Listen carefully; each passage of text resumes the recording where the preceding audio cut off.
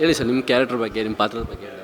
ನನ್ನ ಕ್ಯಾರೆಕ್ಟ್ರು ಈಗ family victim ಆಗಿರ್ತಾರಲ್ಲ, ಅವ್ರ ಫ್ಯಾಮಿಲಿ ಹೇಗೆ ಸಫರ್ ಮಾಡುತ್ತೆ,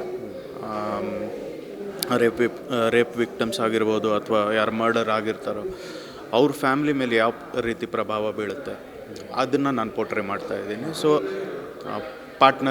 ನಮ್ಮ ಪಾರ್ಟ್ನರ್ ಜೊತೆ ಈ ಥರದ್ದೊಂದು ಅನ್ಎಕ್ಸ್ಪೆಕ್ಟೆಡ್ ಆದಾಗ ಹೇಗೆ ಅದನ್ನು ಓವರ್ಕಮ್ ಮಾಡ್ತಾರೆ ಜನ, ಪಾಸಿಬಿಲಿಟಿ ಏನಿದೆ ಅದನ್ನು ನಾನು ಪ್ಲೇ ಮಾಡ್ತಾಯಿದ್ದೀನಿ. ಈ ಮಾಜರ್ ಅಂತ ಬಂದು ಒಂದು ಕತೆ ಹೇಳಿದಾಗ ಫಸ್ಟ್ ಏನು ಅನ್ನಿಸ್ತು ಅಂತ ನಿಮಗೆ?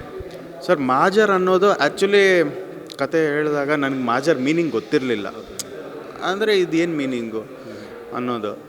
ಬಟ್ ಹೋಗ್ತಾ ಹೋಗ್ತಾ ಡೈರೆಕ್ಟರ್ ಸರ್ ಇದನ್ನು ಎಕ್ಸ್ಪ್ಲೈನ್ ಮಾಡಿದ್ರು, ಏನಕ್ಕೆ ಈ ಟೈಟಲ್ನ ಇಟ್ಟಿದ್ದೀವಿ.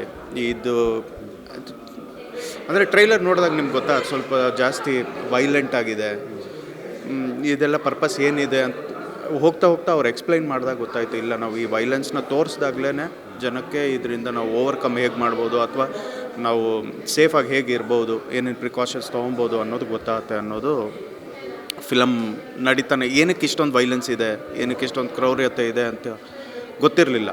ಬಟ್ ಅವ್ರು ಎಕ್ಸ್ಪ್ಲೈನ್ ಮಾಡಿದ್ಮೇಲೆ ಗೊತ್ತಾಯಿತು. Okay sir, thank you. Thank you.